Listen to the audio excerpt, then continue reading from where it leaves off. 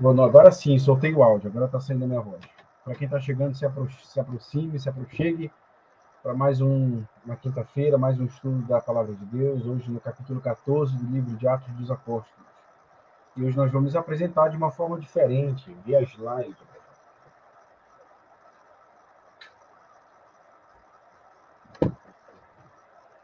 Pronto.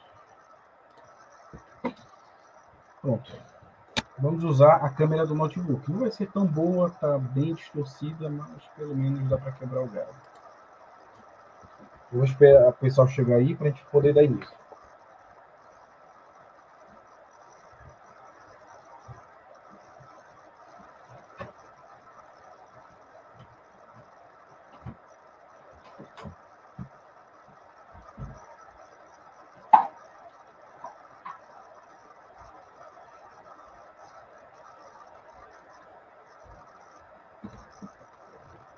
E, pessoal, compartilhe essa live. Hoje a imagem está bem ruim, como vocês podem ver.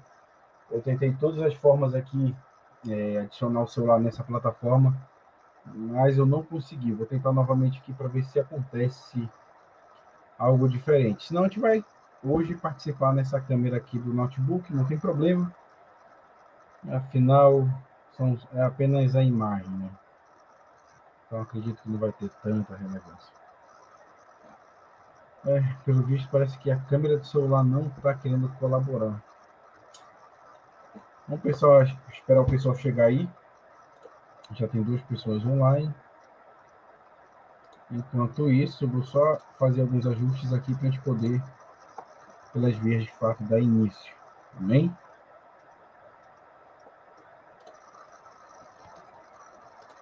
É isto aí. Pessoal, como é que tá o áudio? Está saindo ok? Tá bom? Ou tá muito baixo? Me deem esse feedback. Deixa eu botar o fone aqui, porque... não adianta. Vamos por eles.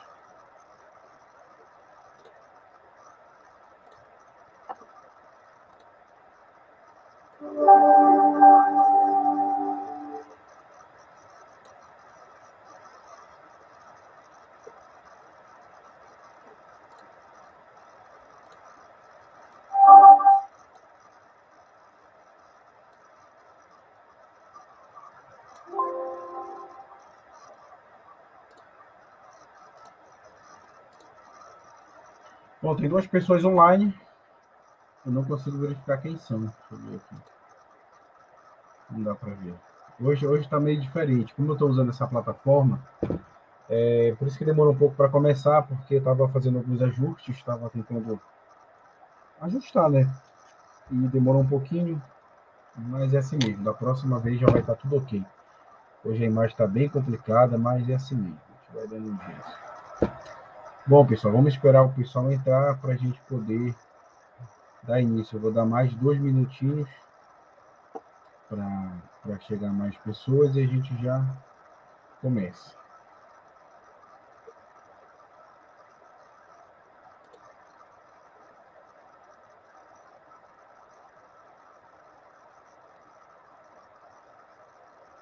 Estou aí.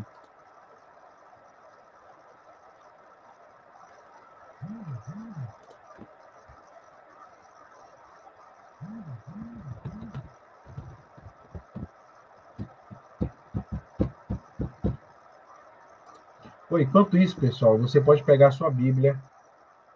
Você já pode abrir lá no livro de Atos, no capítulo 14, né, dando início, dando continuidade à nossa série de estudo, continuando a primeira viagem missionária do apóstolo Paulo. A gente já vai dar início, vamos fazer a oração e dar início ao estudo. Deixa eu só fazer uma última tentativa de tentar adicionar o celular.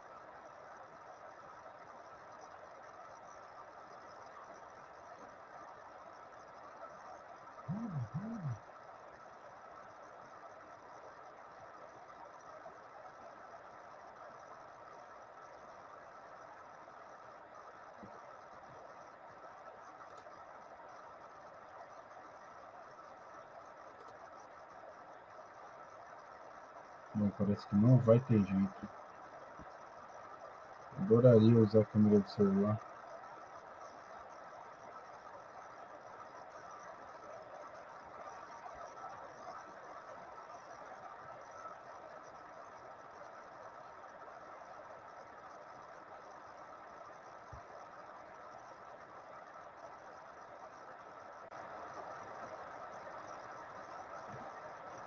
Opa, parece que funcionou.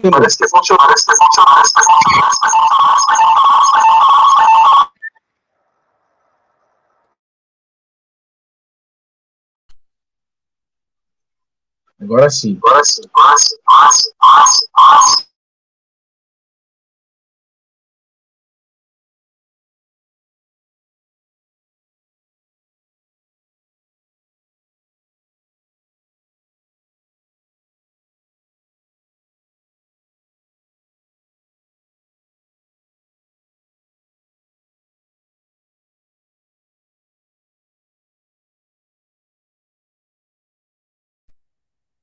Bom, agora acho que está tudo certo, né? Deixa eu tirar o outro aqui.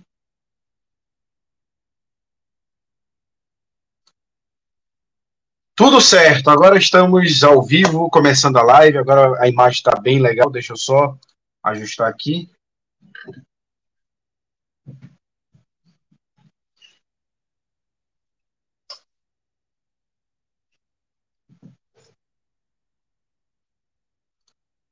Prontinho. Agora está do jeito que a gente já está acostumado.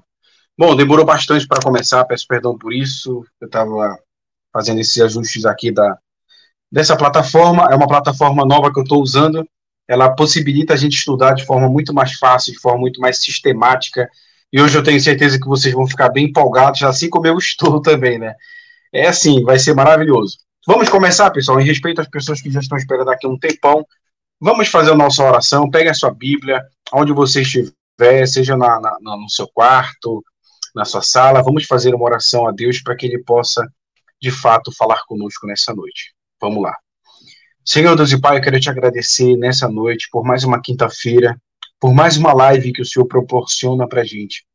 Quero te agradecer porque a tua misericórdia se renovou nessa manhã e ela há de se renovar amanhã também. Nós queremos crer que o Senhor é o Deus da nossa vida, que o Senhor está no controle de todas as coisas. Que o Senhor possa me usar, Pai, mesmo sendo um pecador, mesmo sendo falho, que o Senhor possa me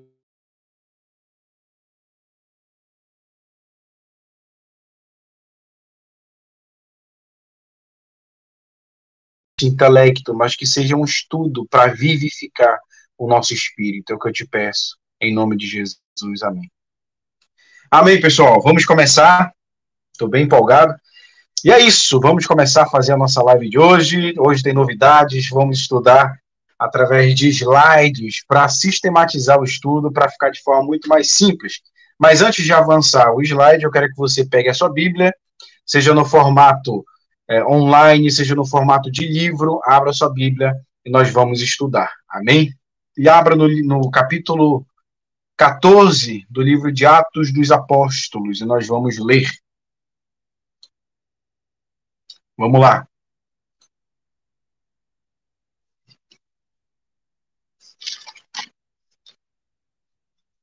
Vou dar um tempinho para você abrir, porque eu também já estou abrindo. É assim mesmo. Vamos lá. Capítulo 14 diz a seguinte coisa. Em Icônio, Paulo e Barnabé entraram juntos na sinagoga judaica e falaram de tal modo que veio a crer grande multidão, tanto de judeus como de gregos. Mas os judeus incrédulos incitaram e irritaram os ânimos dos gentios contra os irmãos. Entretanto, demoraram-se ali muito tempo falando ousadamente no Senhor, o qual confirmava a palavra de sua graça, concedendo que, por mão deles, se fizessem sinais e prodígios. Mas dividiu-se o povo da cidade, uns eram pelos judeus, outros pelos apóstolos.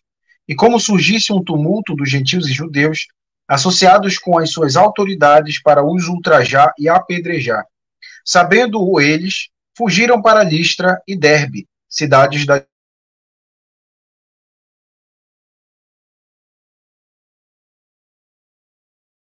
sentado certo homem aleijado, paralítico desde o seu nascimento, o qual jamais pudera andar, esse homem ouviu falar Paulo, que fixando nele os olhos, e vendo que possuía a fé para ser curado, disse-lhe em alta voz: Apruma-te direito sobre os teus pés. Ele saltou e andava. Quando as multidões viram o que Paulo fizera, gritaram em língua licaônica, dizendo: Os deuses em forma de homens baixaram até nós. A Barnabé chamavam de Júpiter e a Paulo Mercúrio, porque era este o principal portador da palavra. O sacerdote de Júpiter, cujo templo estava em frente da cidade, trazendo para junto das portas touros e grinaldas, queria sacrificar juntamente com as multidões. Porém, ouvindo isto, os apóstolos Barnabé e Paulo, rasgando as suas vestes, saltaram para o meio da multidão, clamando: Senhores, por que fazem isto? Nós também somos homens como vós, sujeitos aos mesmos sentimentos. E vos anunciamos o evangelho para que destas coisas vãs vos convertais ao Deus vivo, que fez o céu, a terra, o mar e tudo o que há neles. Verso 16. O qual, nas gerações passadas, permitiu que todos os povos andassem nos seus próprios caminhos. Contudo, não se deixou ficar sem testemunho de si mesmo, fazendo o bem, dando-vos do céu chuvas e estações frutíferas, enchendo o vosso coração de fartura e de alegria. Dizendo isto, foi ainda com dificuldade que impediram as multidões de lhes oferecerem sacrifícios. Verso 19. Sobrevieram, porém, judeus da Antioquia e Icônio, e instigando as multidões e apedrejando a Paulo, arrastaram-no para fora da cidade, dando-o por morto. Rodeando o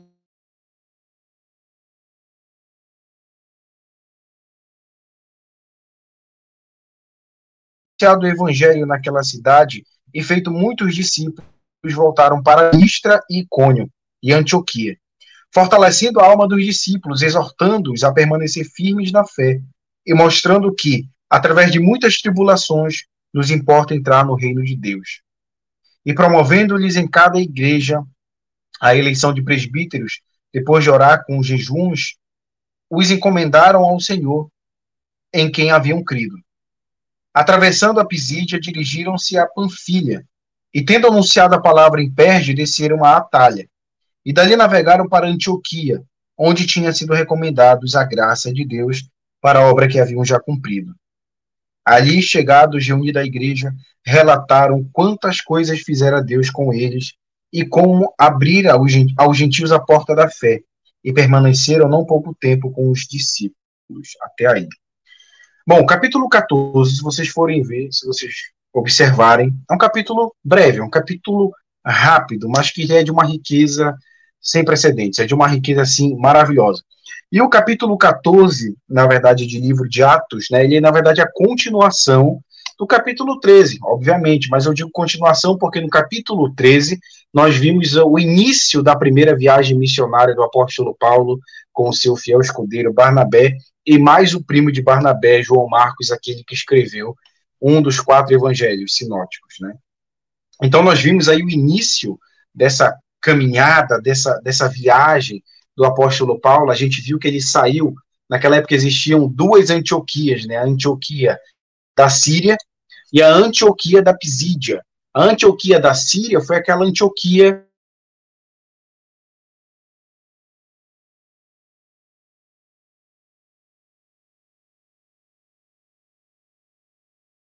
a igreja que estava em Israel. Então o apóstolo Paulo sai com Barnabé e João Marcos dessa Antioquia. Eles vão para aquela cidade chamada Seleucia, que era uma cidade portuária. Então eles navegam até a ilha de Chipre. Lá na ilha de Chipre eles têm um encontro com um mago, né? Eles começam ali a fazer a pregação do evangelho. Eles se encontram então com um mago, com um mágico ali chamado Bar Jesus, que traduzia Elimas, né? E esse era um farsante, era um vigarista, que era uma espécie de guru daquele procônsul que era muito inteligente. Então, eles, de certa forma, chegam, né, ganhando notoriedade, e eles conseguem converter várias pessoas já na ilha de Chipre, inclusive o procônsul. E o que acontece quando eles atravessam, já indo rumo à Antioquia da Pisídia, eis que João Marcos, talvez por ser muito novo, inexperiente, talvez tomado de medo, e de preocupação, ele abandona a equipe, né? Então, João Marcos, por um motivo inexplicável que a Bíblia não relata, ele abandona Paulo e Barnabé no meio do caminho e volta para Antioquia. Aliás, ele volta para Jerusalém para encontrar com os apóstolos. Então, o capítulo 13 termina nesse contexto já dos apóstolos nessa pegada missionária. Então, vamos para o nosso slide, vamos dar início para a gente entender de forma muito mais simples, de forma sistemática. Se você quiser pegar um papel, uma caneta para anotar, fica à vontade, tem muito conteúdo. Claro que eu não botei tudo aqui no slide, muita coisa eu vou relatar, citar, mas você pode assistir depois com calma a live e pontuando.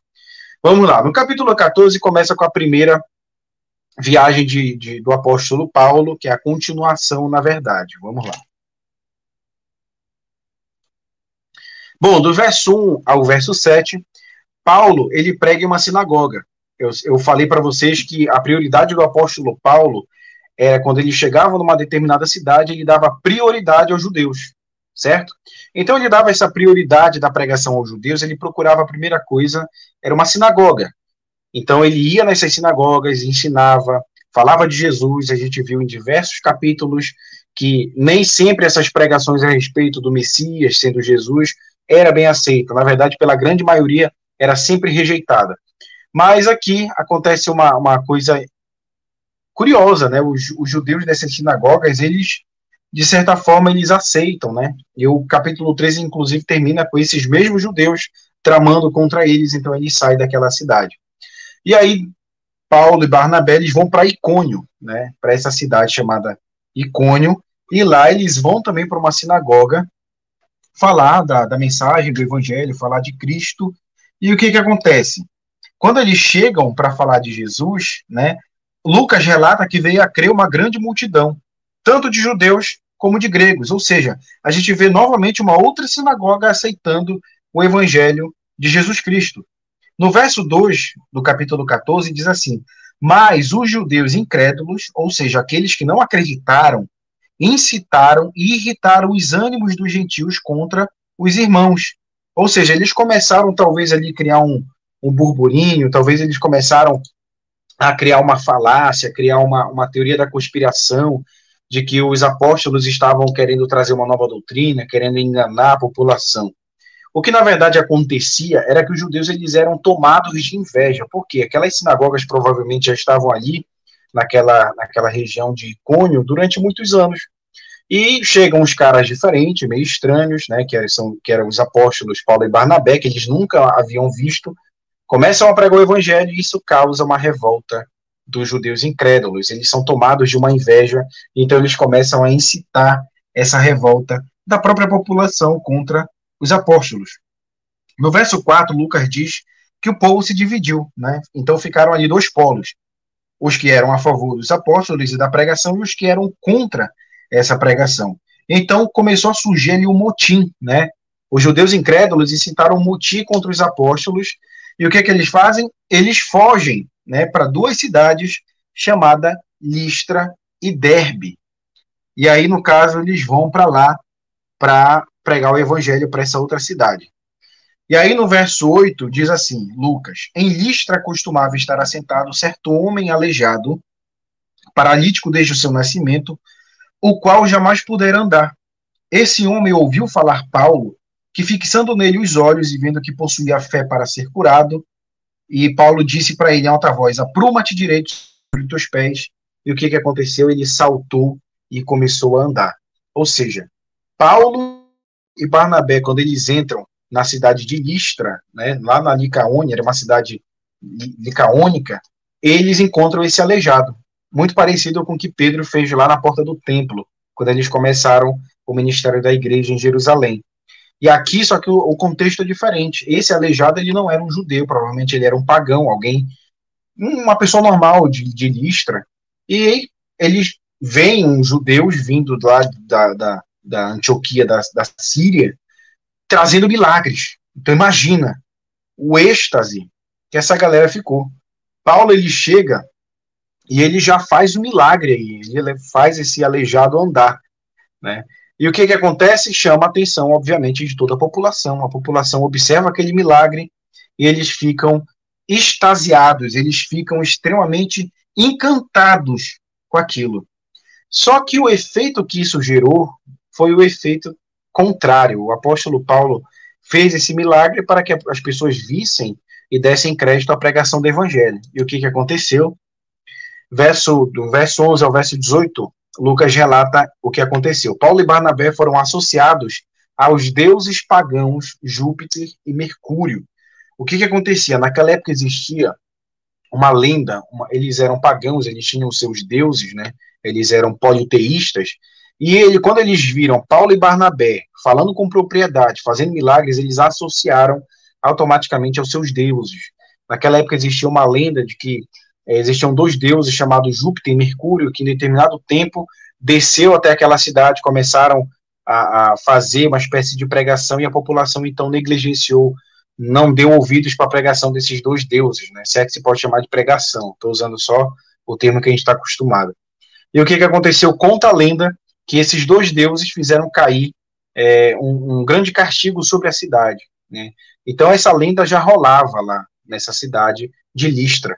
E quando eles viram Paulo e Barnabé fazendo milagres, o que eles fizeram? O que eles pensaram automaticamente? Bom, dessa vez a gente não vai errar. Tá aí, os dois deuses vieram, agora vamos fazer o certo. Ao invés da gente negligenciar, vamos adorá-los. E foi isso que eles fizeram. Eles achando que Paulo e Barnabé eram justamente os deuses pagãos Júpiter e Mercúrio. E aí a Lucas conta que eles foram até Paulo e Barnabé com a intenção de adorar como dois deuses de verdade, né? Algumas pessoas usam outros nomes para esses deuses, que eram Zeus e Hermes, né? Então Paulo foi associado a Zeus porque ele era quem pregava, então eles associaram a Zeus. As pessoas, na verdade, queriam adorá-los por conta do milagre outrora realizado. E aí o que acontece?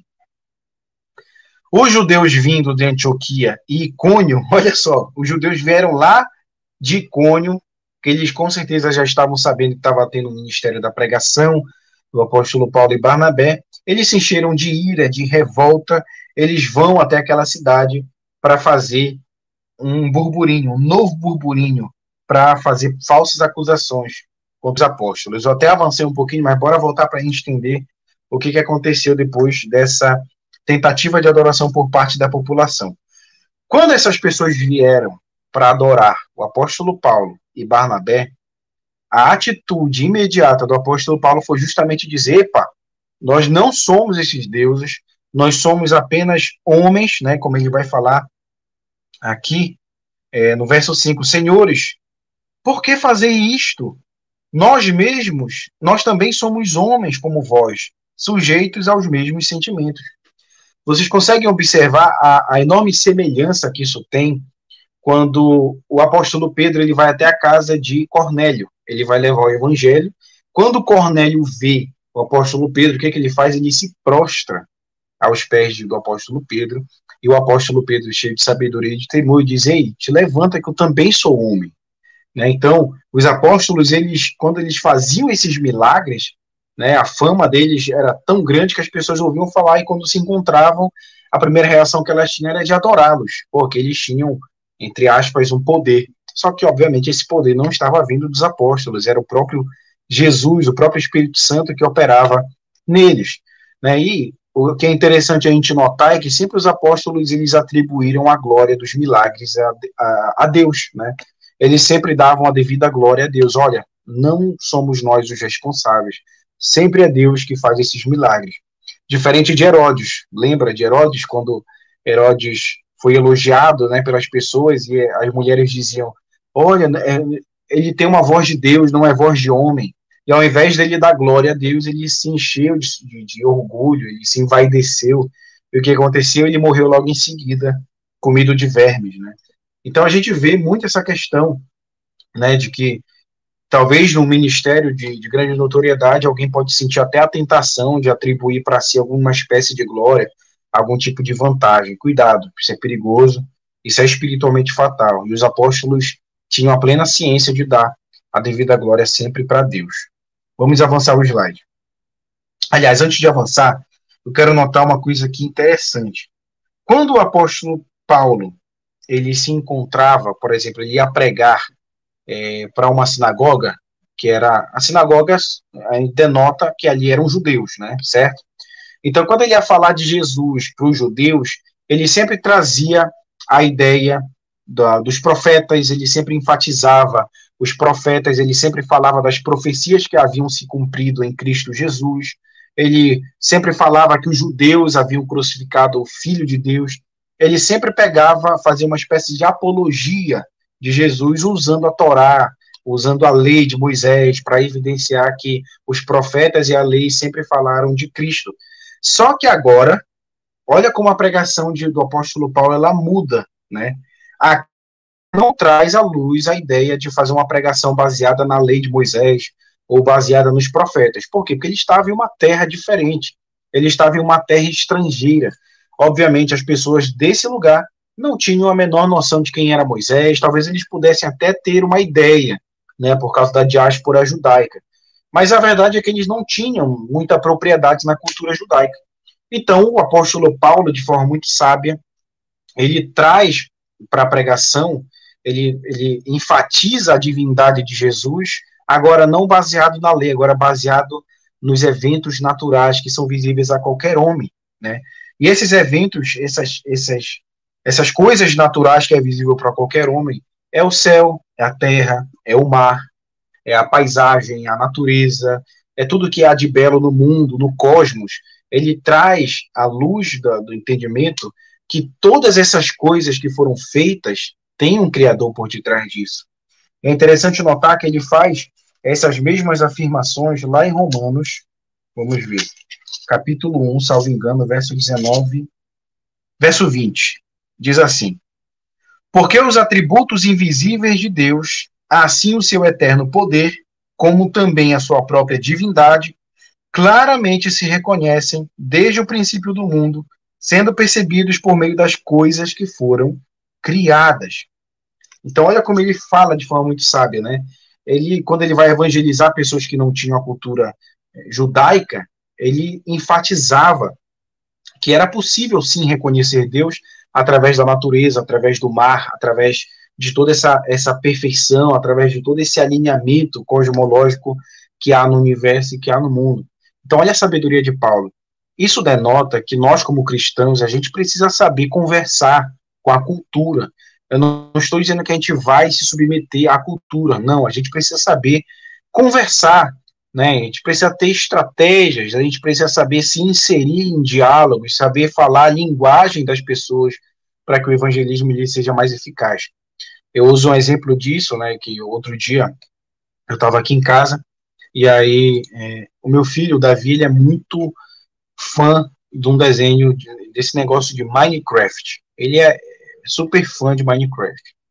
Tudo que ele pede, a roupa dele é do Minecraft, quando a gente vai comprar brinquedo, ele pega aqueles Legos que é do Minecraft, enfim, ele é fã de Minecraft.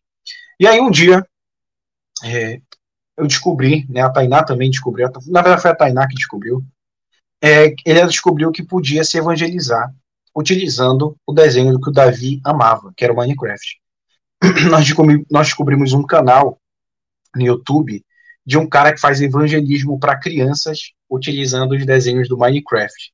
Então, o que eu fiz? Tainá, vamos botar esse desenho. Já que ele gosta de Minecraft, então vamos adaptar o evangelho ao que ele gosta, ao que ele entende, a linguagem que ele entende, para que a gente comece a incutir na cabecinha dele a importância do evangelho. E, pessoal, foi um sucesso. O menino ficou ligado do início ao fim.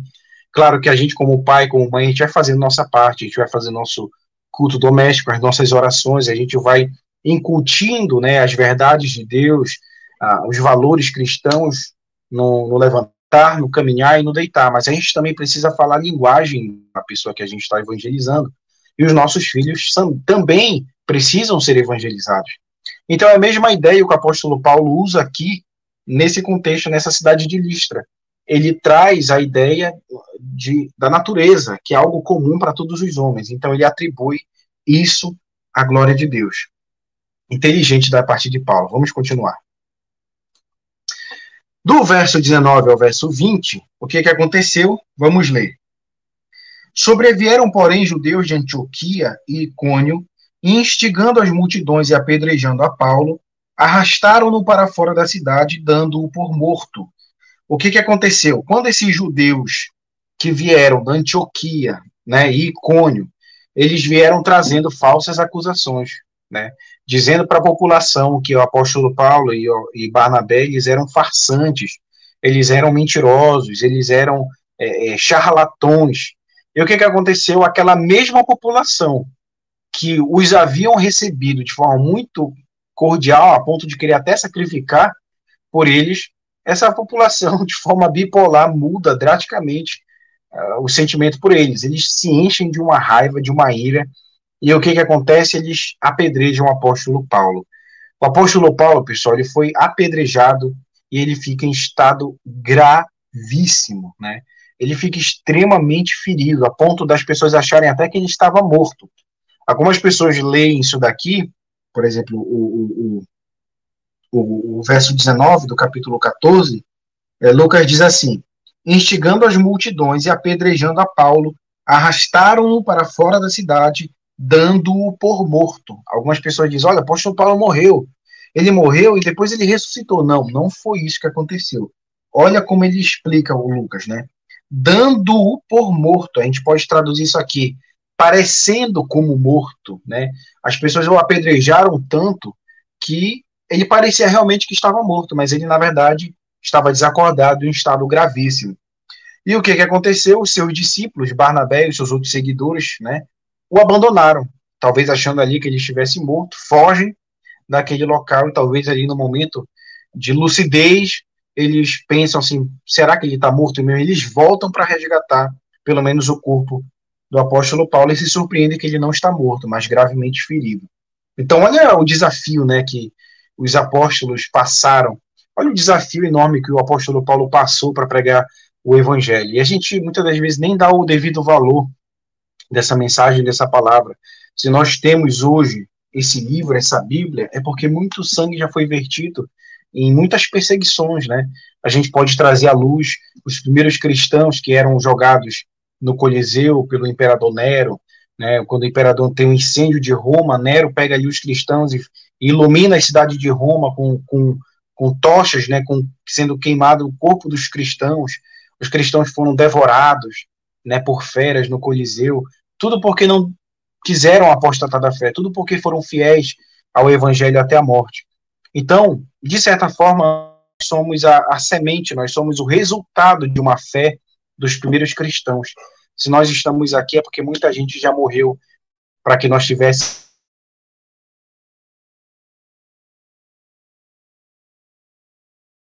Mas são muitos e não vai dar tempo, a gente vai até fugir do assunto. Mas é só para a gente entender que o evangelho ele é pregado à custa de muito sacrifício, né? Quando a gente olha para esse acontecimento aqui do apóstolo Paulo, a gente percebe que ele levou até as últimas consequências a pregação do evangelho. Certamente, ele sabia o que poderia acontecer com ele, o que poderia acontecer com a sua vida.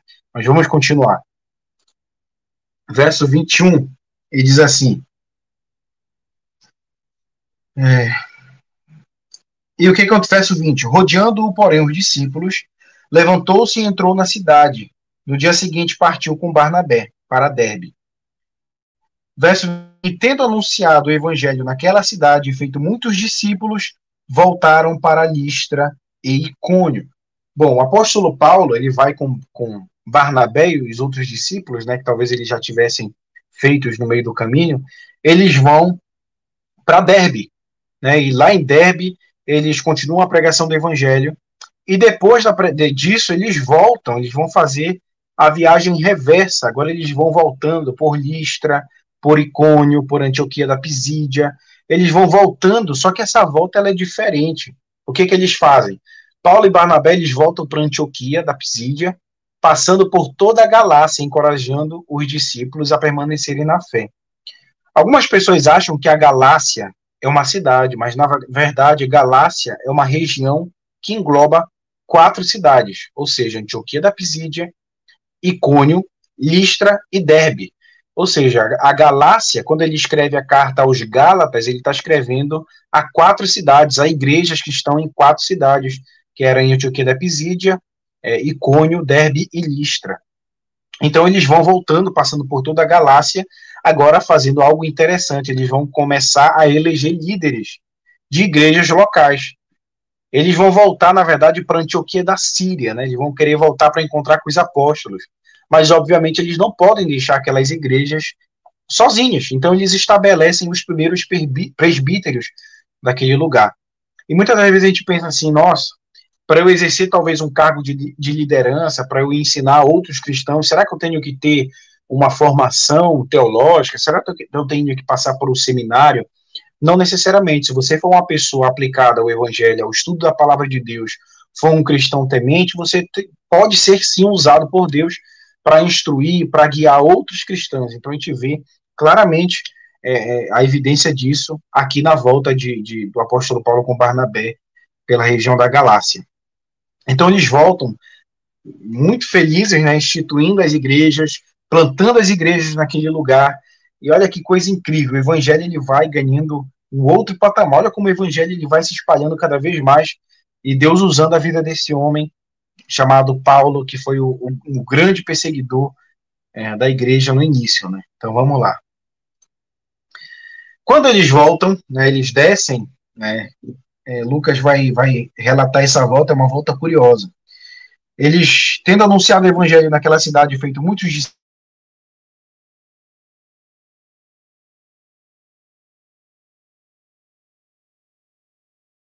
e mostrando que através de muitas tribulações nos importa entrar no reino de Deus. O que aconteceu aqui, provavelmente? Quando o apóstolo Paulo ele voltou de Derbe, ele voltou extremamente debilitado, né? Os estudiosos, a academia da teologia, concorda que provavelmente o apóstolo Paulo ele tinha um problema de visão. Por quê? Porque algumas passagens do livro da carta aos Gálatas, ele fala assim que eu sei que vocês dariam até os vossos olhos para mim. Ou seja, o que aconteceu aqui? Há duas possibilidades que ele desenvolveu esse problema da visão. Ou foi do evento da conversão lá na estrada para Damasco, quando ele fica cego por 3 dias. Algumas pessoas dizem que pode ser que ele não tenha sido completamente curado disso. E a outra teoria é de que foi por causa desse apedrejamento em Listra, né, que ele foi apedrejado e ele ficou talvez com mais sequelas e afetou na sua visão. A verdade é que ele volta extremamente debilitado, ele volta extremamente fraco, né, ali muito ferido, e ele usa essa frase que nos importa entrar, talvez até justificando para a igreja, né, e mostrando que através de muitas tribulações nos importa entrar no reino de Deus. Então, não, ele usa esse termo aqui, não que o fato da gente estar sendo perseguido, isso vai fazer com que a gente ganhe um ponto na salvação, fazer com que ajude a gente a ser salvo. Não é isso que ele está falando. O que ele está falando aqui é de que se você é um salvo, você é um cristão verdadeiro, você vai ser perseguido. E esse caminho de entrada no reino de Deus tem muitas tribulações. Então ele fala nesse sentido.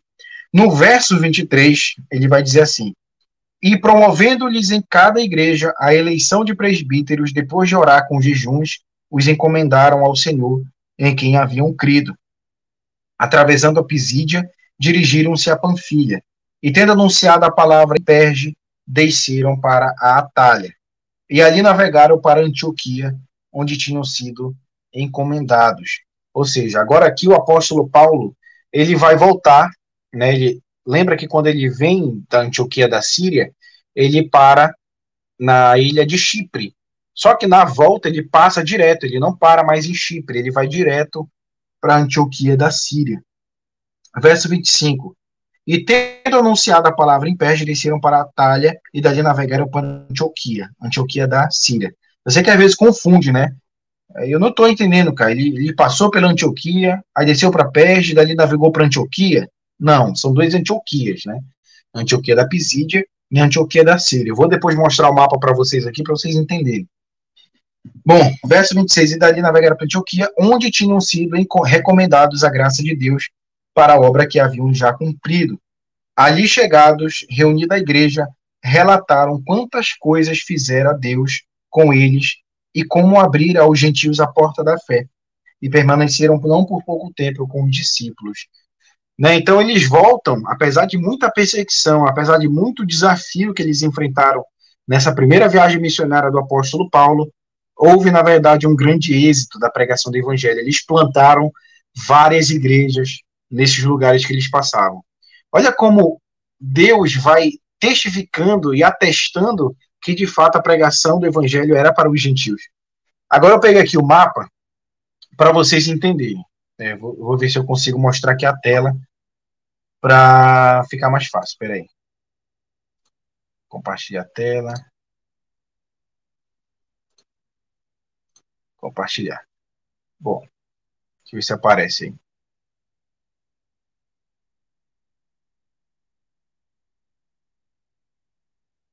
Ainda não apareceu? Bom, vamos ver por esse mapa aqui mesmo.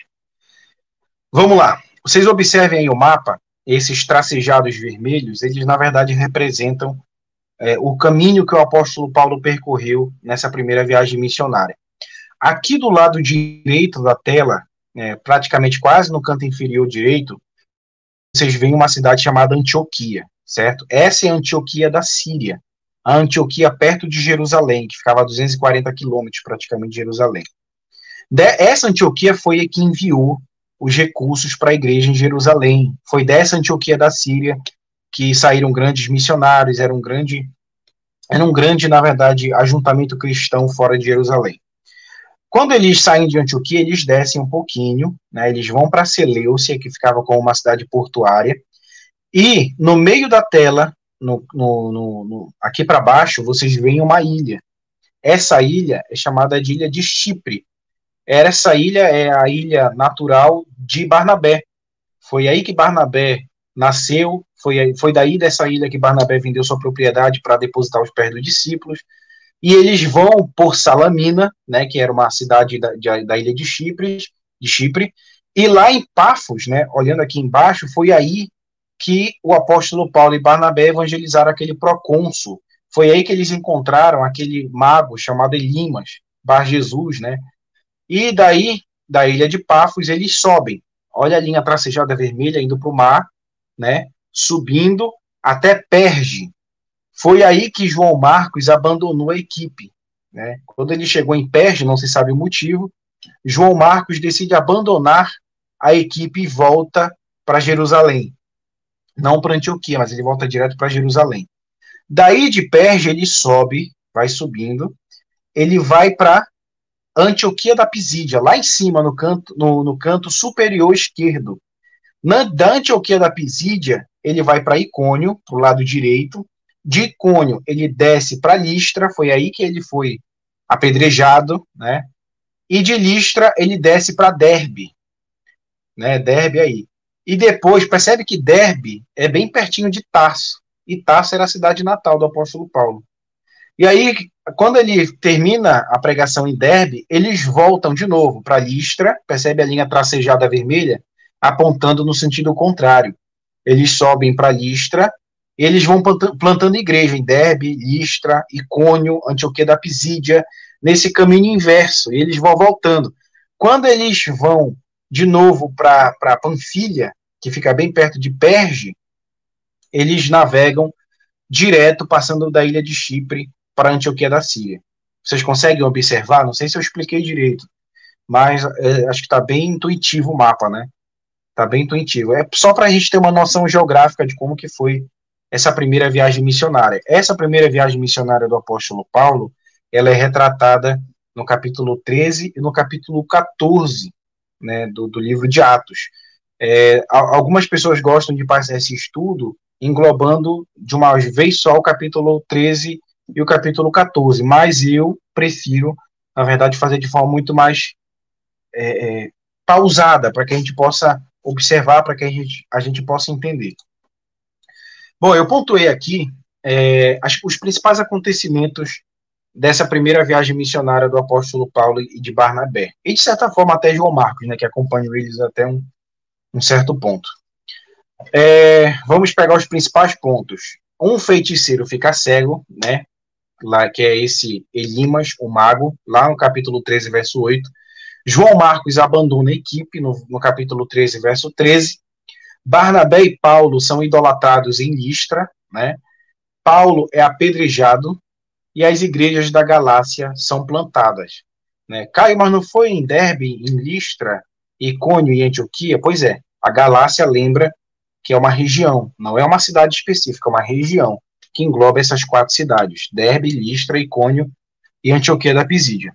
Então, esses são os principais acontecimentos desses capítulos, dessa primeira viagem missionária do apóstolo Paulo. Quantas coisas aconteceram, né, pessoal? Quantas coisas interessantes aconteceram nesse caminho, nessa viagem, e a gente vai pouco a pouco percebendo que a pregação do evangelho não é esse mar de rosas que a gente imagina. Não é esse mundo, esse caminho encantado de flores, né, que muitas pessoas imaginam. Tem gente que fica romantizando a pregação e a vida missionária, achando que só vai ter êxito, só vai ter sucesso e que vai estar distante de toda e qualquer dificuldade. E a gente vê na própria viagem do apóstolo Paulo que isso não tem nem um pingo de fundamento bíblico. Pelo contrário, durante a pregação do evangelho, durante o trabalho missionário, é um trabalho árduo, que muitas das vezes você não tem o devido reconhecimento, não por você, mas você, as pessoas não levam a sério muitas das vezes a pregação do evangelho, né? Então, o próprio Jesus, ele não é muito bem aceito, muito bem reconhecido, mas isso não deve servir de fator impeditivo da pregação. Não é porque você está sendo desprezado, menosprezado pelas pessoas que teoricamente deveriam estar recebendo o evangelho que você vai parar de pregar. Não, olha para Paulo, olha para Barnabé, eles perseveraram, eles levaram a pregação do evangelho até as últimas consequências, a ponto até do apóstolo Paulo ser apedrejado e ficando em estado grave, né?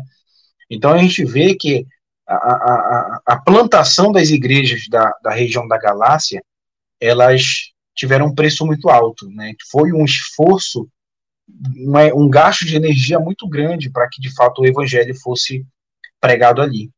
E a gente vê que apesar de toda essa perseguição, de todo esse desafio, eles tiveram êxito. Eles tiveram êxito nessa pregação, tiveram êxito nesse trabalho.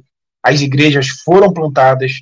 E o que é interessante é que o apóstolo Paulo ele ficou no banco de reservas durante muito tempo. Lembra que quando o apóstolo Paulo ele se converte, né? Ele é convertido na estrada para Damasco. Lucas retrata que ele vai para Damasco, fica pregando ali, até que ele é expulso de lá. Então ele desce naquele cesto pelo muro e ele vai para Jerusalém encontrar a igreja, os apóstolos. Ele não é bem recebido ali. Né? Claro, ele era um perseguidor. E aí o único que acolhe, Barnabé. Né? Ele fica um pouco ali em Jerusalém pregando com os apóstolos, mas rapidamente ele é perseguido novamente. Então ele foge para sua cidade natal, lá para Tarso. E lá em Tarso ele fica por 14 anos, né? 14 anos o apóstolo Paulo ficou ali, de certa forma, no banco de reserva. A gente pode aprender com isso que os nossos planos não necessariamente são os planos de Deus. Né? Então a gente costuma muito romantizar essa ideia. Nossa, mas eu estou parado há tanto tempo no meu ministério, eu acho que não tem mais jeito para eu acho que Deus não vai fazer mais nada comigo. Se acalme, porque o tempo é o tratamento de Deus para a vida do cristão. Eu tenho certeza que durante esses 14 anos de pregação lá em Tarso, que ele ficou, de certa forma, esquecido, foi de grande valor para o apóstolo Paulo. Depois desses 14 anos, Barnabé o convoca para ir até Antioquia da Síria, e de lá ele começa as suas grandes viagens missionárias. Olha que legal, né, pessoal? Então, o estudo da palavra de Deus é assim, a gente vai aprofundando, a gente vai aprendendo de forma muito mais fácil, e a gente vai encaixando esses acontecimentos na nossa realidade. Vamos continuar? E aí eu peguei algumas curiosidades, né, que eu acho que é interessante. Lá na cidade de Derbe, na cidade de Listra, não se tem ao certo qual dessas 2 cidades, mas foi dessa região que saiu Timóteo. Timóteo era natural de uma dessas cidades, Derbe ou Listra. Né, Timóteo foi o filho espiritual do apóstolo Paulo, né? O apóstolo Paulo tinha um enorme apreço por Timóteo, a ponto de ele escrever 2 epístolas do Novo Testamento para esse destinatário chamado Timóteo. Timóteo era um cristão extremamente fiel, era extremamente perseverante, e ele era um grande líder da igreja, apesar da sua pouca idade. Né? Então, por diversas vezes, o apóstolo Paulo ele enaltece as qualidades de Timóteo, né? Ele elogia Timóteo por causa da sua fidelidade ao evangelho. E olha que bacana, se o apóstolo Paulo não tivesse sofrido essa perseguição, nós não teríamos conhecido Timóteo. Timóteo talvez nem pudesse ter sido alcançado, né? Mas o apóstolo Paulo pregou mesmo assim o evangelho e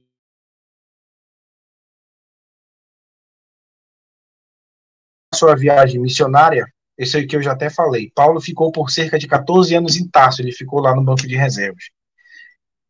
Em 48 depois de Cristo, Paulo escreve a carta aos Gálatas, né? Por que acontece isso? A sua viagem missionária, a primeira viagem missionária do apóstolo Paulo termina em meados de 48 depois de Cristo. Então há alguns teólogos dizem que foi no ano 48, 49 que ele escreve a carta aos Gálatas. E essa carta aos Gálatas é, na verdade, uma carta de exortação para a igreja. Mas já, Caio, ele acabou de plantar a igreja, ele já está exortando. A gente vai entender por que ele teve que exortar essa região lá no capítulo 15, que a gente vai estudar na próxima quinta-feira, mas eu já vou dar uma pincelada para aguçar a curiosidade de vocês. No capítulo 15 de Atos dos Apóstolos, há um grande desentendimento entre os apóstolos mais influentes da época.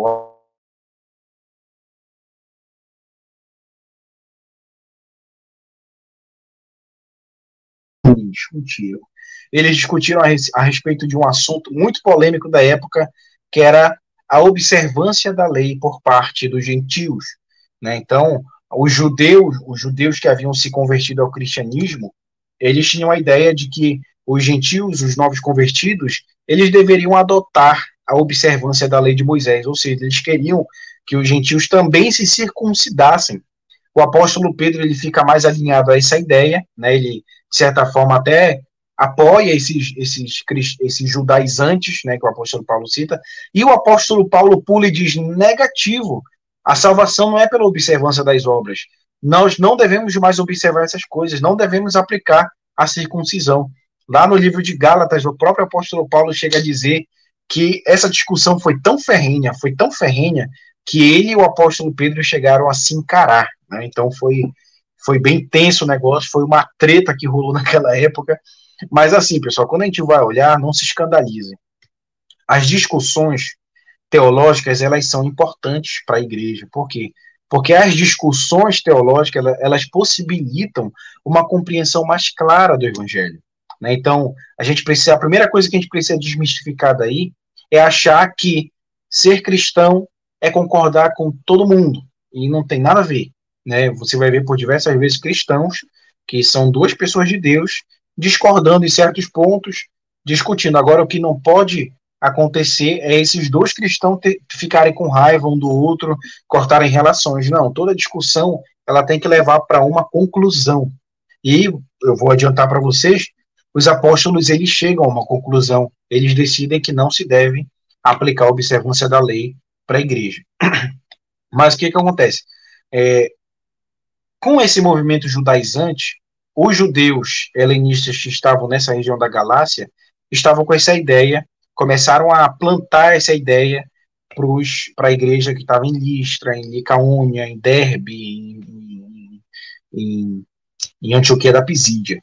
E o apóstolo Paulo ele pega muito forte nesse ponto, ele diz, olha, não observem isso. Ele chega a dizer lá em Gálatas, no capítulo 1, verso 8, ele diz assim, mas ainda mesmo que um apóstolo ou um anjo do céu vos entregue um outro evangelho, do qual eu já vos tenho anunciado, que seja anátema. Então, esse outro evangelho que ele cita é justamente essa tentativa dos judaizantes em pregar a observância da lei para a igreja. Então, a gente vê que houve uma treta apostólica ali, né? Então, por isso que ele escreve a carta aos Gálatas, né, em 48 ou 49 depois de Cristo. Paulo provavelmente havia desenvolvido problemas em sua visão em decorrência do apedrejamento. Isso também eu já citei para vocês, é só para a gente relembrar. Pessoal, chegamos ao final do nosso estudo de hoje. Chegamos no momento em que nós vamos passar para os nossos pedidos de oração, né? Então, é o momento que você pode fazer o seu pedido de oração, né? Eu vi que ainda não teve nenhum comentário aqui, hein? Vocês estão bem caladinhos hoje. Mas você pode comentar aqui agora o seu pedido de oração no final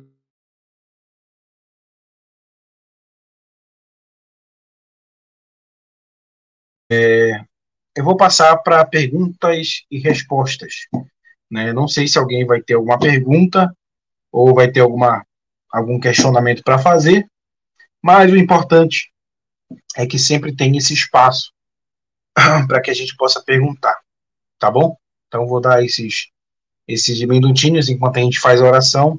Depois da oração, se você tiver alguma pergunta, vai dar tempo de você escrever aqui nos comentários. Facebook, Parece que os comentários aqui não estão liberados, pelo que eu estou vendo aqui. Peraí.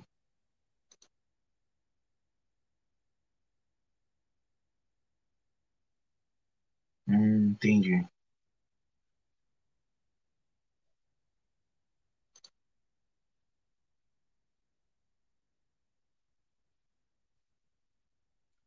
Deixa eu ver aqui qual foi o problema.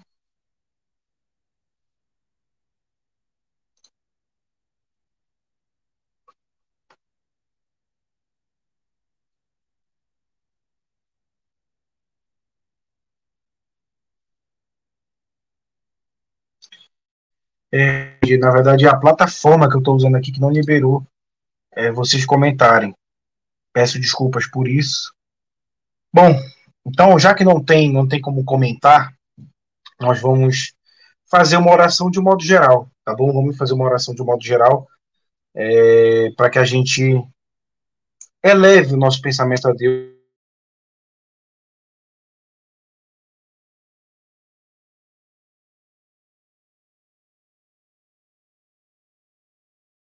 Conformidade, né? Então vamos orar. Feche seus olhos aí onde você está e vamos orar.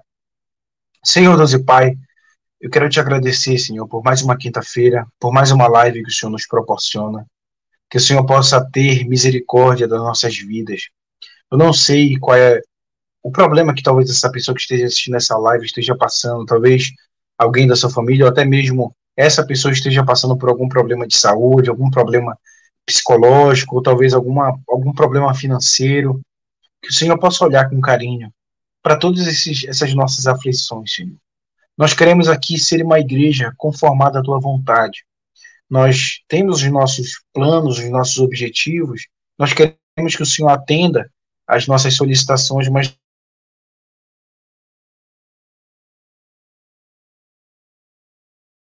conformidade e fé para confiar no Senhor mesmo quando o Senhor não responde. Que o Senhor possa olhar com carinho para cada situação, para cada pessoa que talvez esteja passando por alguma dificuldade. Eu oro pelos enfermos, eu oro por todas as pessoas que estão com a sua saúde, com a sua saúde debilitada. Eu oro pela situação financeira dos meus irmãos, que o Senhor possa ter misericórdia da vida de cada um. Pai querido, nos dê uma noite de sono tranquila, que o estudo de hoje possa nos proporcionar uma fé mais viva, uma fé mais eficaz, conformada à tua palavra. Que o Senhor possa abençoar o nosso entendimento. Em nome de Jesus, que assim seja. Amém. Pessoal, queria agradecer. Vocês percebem que as lives elas têm sido muito mais rápidas, né, e não é à toa, porque o livro de Atos dos Apóstolos, para a gente entrar, né, nos estudos, é preciso notar muitos detalhes, cultura dos judeus, o contexto histórico da época.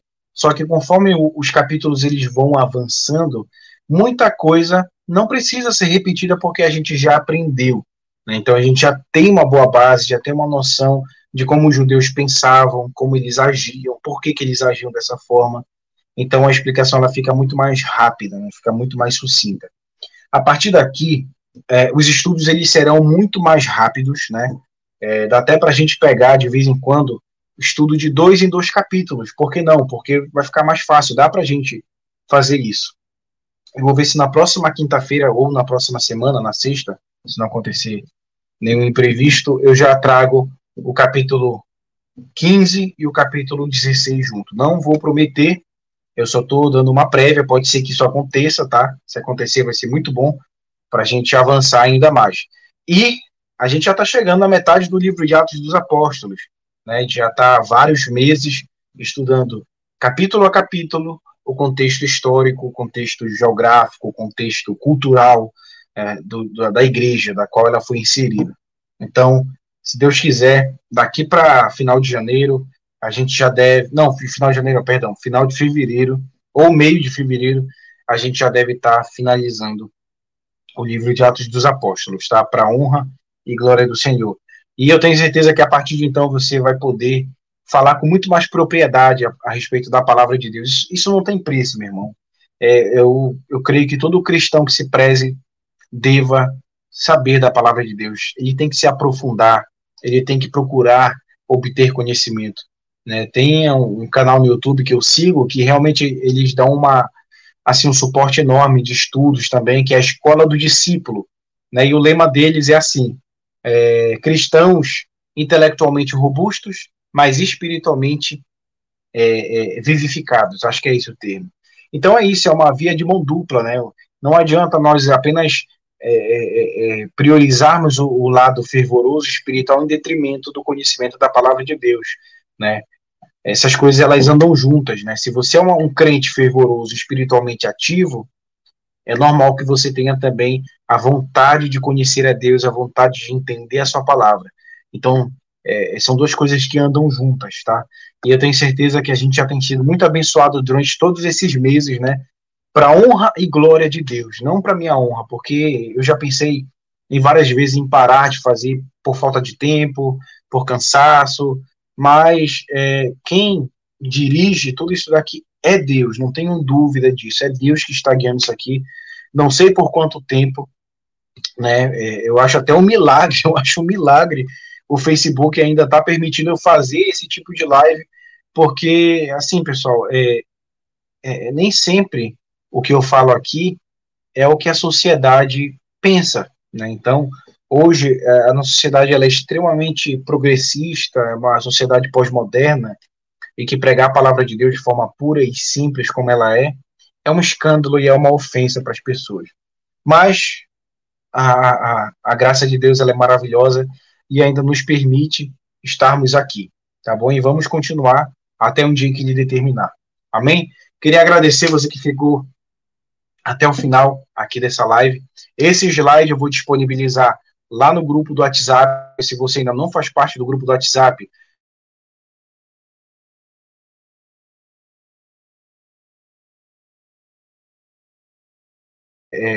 devocionais, a gente compartilha mensagens de incentivo. Por vezes a gente fica até um pouco caladinho lá, mas de vez em quando a gente está conversando lá. E agora com os slides, eu vou fornecer esses slides lá no grupo do WhatsApp, tá bom? Fique com Deus, um beijo no coração. Hoje não teve comentário, prometo que na próxima quinta-feira, na próxima live, eu vou sanar esse problema e nós já vamos ter os nossos comentários normalmente, tá bom? Compartilha esse estudo com seus amigos, com seus familiares. Hoje nem foi muito demorado, graças a Deus. Só teve um probleminha lá no início para começar, porque eu estava mexendo na plataforma, então, enfim, ao vivo é assim mesmo. Mas a próxima já vai estar tudo certo. Compartilha com as pessoas que você gosta, se você achar que assim deve fazer, tá bom? Um beijo, fica com Deus e até a próxima semana. Um abraço.